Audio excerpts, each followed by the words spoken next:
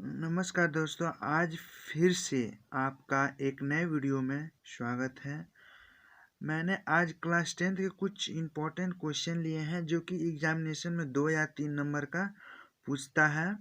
तो चलिए हम वीडियो स्टार्ट करते हैं। जो मेरा पहला क्वेश्चन है वो धोने का सोडा के बारे में पूछता है कि धोने का ये सॉरी यहाँ पे धोने होगा कि धोने का सोडा की बनाने की विधि तथा गुणधर्म लिखिए, या पूछ देगा कि धोने का सोडा की बनाने की विधि तथा कोई उपयोग लिखिए। तो हम जानते हैं कि यही धोने का सोडा बनाने का उपयोग बनाने की विधि तथा उपयोग के बारे में हम लोग जानते हैं। तो जो धोने का सोडा का जो रासायनिक फॉर्मूला होता है वो होता है Na2CO3 और 10H2O। तो इसको बनाते कैसे हैं, ये होता है, इसको हम बनाते कैसे, सोडियम कार्बोनेट को 10H2O के साथ अभिक्रिया कराने पे मेरा क्या बनता है, Na2CO3 और 10H2O बन जाता है। यही क्या है, Na2CO3 10H2O क्या है, धोने का सोडा है। यही इसकी बनाने की विधि हो गई। और हम इसका गुणधर्म यानी कि उपयोग के बारे में कुछ बात करते हैं। तो जो इसका धोने का सोडा का जो उपयोग होता है वो होता है कांच, मतलब इसका उपयोग पढ़ लेते हैं। सोडियम कार्बोनेट का उपयोग कांच, साबुन और कागज के उद्योग में किया जाता है। जो आप जान गए कि सोडियम कार्बोनेट का उपयोग कहाँ किया जाता है।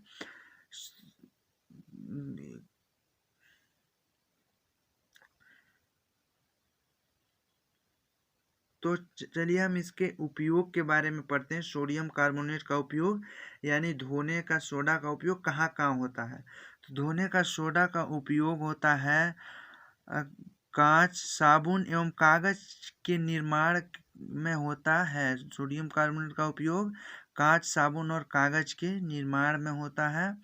और जो दूसरा है वो है कि इसका उपयोग बोरेक्स जैसे यौगिक के निर्माण में होता है। बोरेक्स जानते होंगे, सिंदूर को बोरेक्स बोलते हैं। तो बोरेक्स सोडियम कार्बोनेट का उपयोग सिंदूर के निर्माण में भी किया जाता है। और इसका उपयोग घरों में साफ सफाई के लिए भी किया जाता है। सोडियम कार्बोनेट यानी धोने का सोडा का उपयोग घरों में साफ सफाई के लिए भी किया जाता है।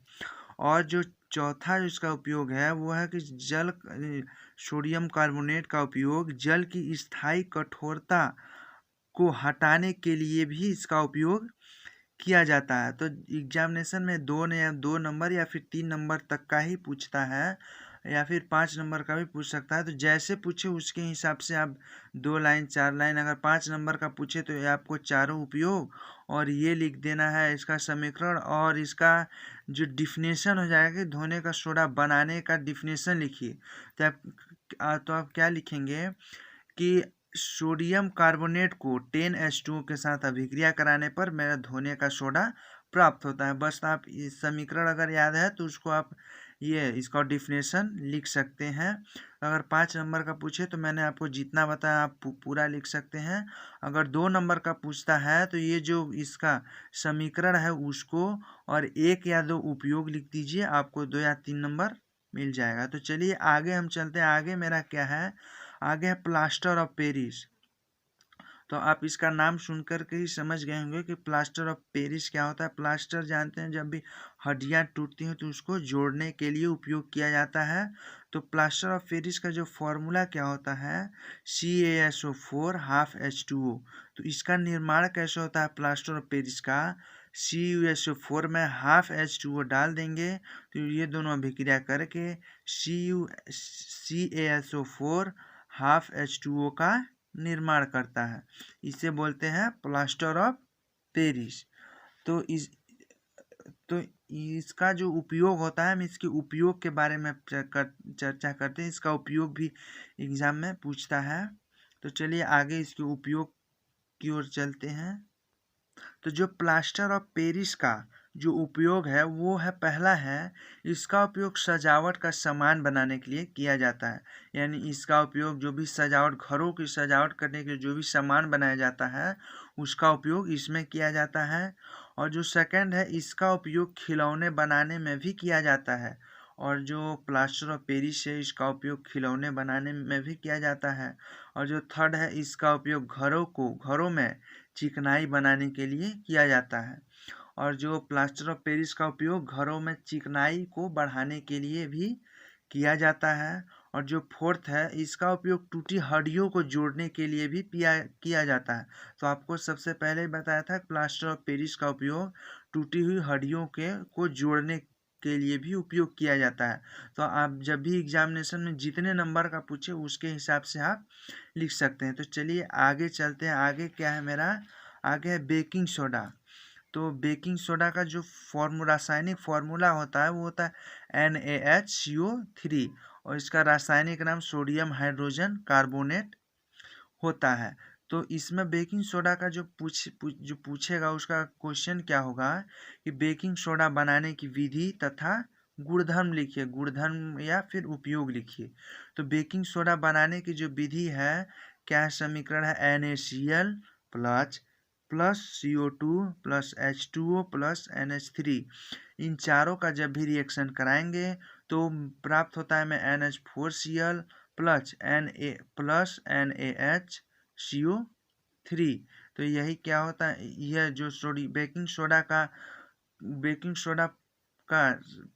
सोडा प्राप्त करने का जो रासायनिक समीकरण है वो क्या है, NaCl CO2 plus H2O plus NH3। इन्हीं चारों के रिएक्शन से मेरा बेकिंग सोडा यानी NaHCO3 प्राप्त होता है। तो इसका अगर आप डिफिनेशन भी लिखना चाहते हैं तो क्या लिख सकते हैं, इसका नमक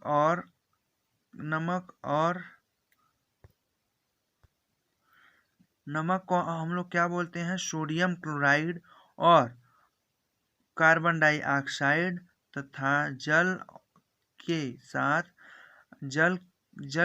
के साथ अमोनिया की उपस्थिति में अभिक्रिया कराने पर मेरा बेकिंग सोडा यानी सोडियम हाइड्रोजन कार्बोनेट प्राप्त होता है।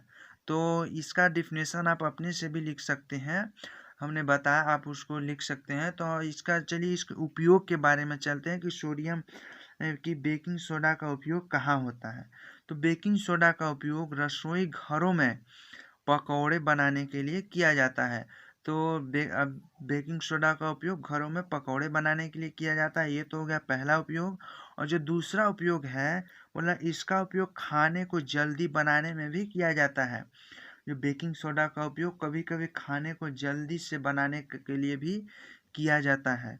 और बेकिंग सोडा का जो थर्ड उपयोग है, इसका उपयोग अम्ल सोडा अग्निशामक के रूप में भी किया जाता है। इसका थर्ड उपयोग क्या है, इसका उपयोग सोडा अम्ल अग्निशामक के रूप में भी किया जाता है। तो आप इसको बेकिंग सोडा को अच्छे से समझ गए होंगे, आप इसको एग्जामिनेशन में पूछेगा तो आप लिख सकते हैं। तो चलिए हम आगे चलते हैं विरंजक चूड़ बनाने की रासायनिक विधि और इसका गुणधर्म लिखने के लिए पूछे तो हम क्या लिख सकते हैं, चलिए आगे देखते हैं। तो वो अगर पूछ दे एग्जाम में कि विरंजक चूड़ बनाने की विधि और रासायनिक समीकरण या फिर उपयोग लिखिए, तो हम लोग इसका जो रासायनिक समीकरण है वो क्या है, ये एक किसका फॉर्मूला है, बुझा हुआ चूना का, और ये क्या है, क्लोराइड गैस है। इन दोनों का रिएक्शन करा के यही मेरा CaO और Cl2 क्या बनता है, विरंजक चूड़ बन के फिर जल निकल जाता है। तो बुझा हुआ चूना और क्लोरीन गैस के साथ अभिक्रिया कराने पे मेरा विरंजक चूड़ और जल बनता है। तो इसका डिफिनेशन खुद से क्या लिख सकते हैं, कि इसका लिख सकते हैं कि शुष्क बुझा हुआ चूना को क्लोरीन गैस के साथ अभिक्रिया कराने पर विरंजक चूड़ और जल प्राप्त होता है। तो इसको आप लिख सकते हैं। तो इसका जो उपयोग है, विरंजक चूड़ का जो उपयोग है उसको हम पढ़ते हैं। उसका उपयोग होता है कि पीने वाले पानी को जीवाणुओं से मुक्त करने के लिए विरंजक चूड़ का उपयोग किया जाता है। जो पीने के पानी में जो कीड़े होते हैं, जीवाणु छोटे छोटे होते हैं, उनको साफ करने के लिए विरंजक चूड़ का उपयोग किया जाता है। और जो सेकंड उपयोग है कई रासायनिक उद्योग में उपचायक के रूप में भी इसका किया जाता है। विरंजक चूर्ण का उपयोग रासायनिक उद्योग में उपचायक के रूप में भी किया जाता है। और थर्ड जो विरंजक चूर्ण का उपयोग है वह कागज की फैक्ट्रियों में भी विरंजक चूर्ण का उपयोग किया जाता है। तो आप इसको विरंजक चूर्ण का रासायनिक समीकरण बनाने की विधि और इसका जो उपयोग है आप अच्छे से समझ गए होंगे। तो मैं उम्मीद करता हूँ कि जो आज का मैंने ये video class 10th science important ये क्या था 4 हमने बताया, baking soda, plaster of Paris, धोने का सोडा और विरंजक चूर्ण, इन्हीं 4 में से कोई एक या फिर 2 पूछ सकता है, 2 या 3 नंबर का। तो आपको इन सब में से ये चारों मैंने आपको बताया, आपको अच्छे तरीके से समझ में आ गया होगा। अगर वीडियो अच्छा लगा हो तो चैनल को सब्सक्राइब, वीडियो को लाइक और शेयर ज़रूर कीजिएगा। इसी तरह के वीडियो देखने के लिए हमारे चैनल से ज़रूर जुड़ें। धन्यवाद।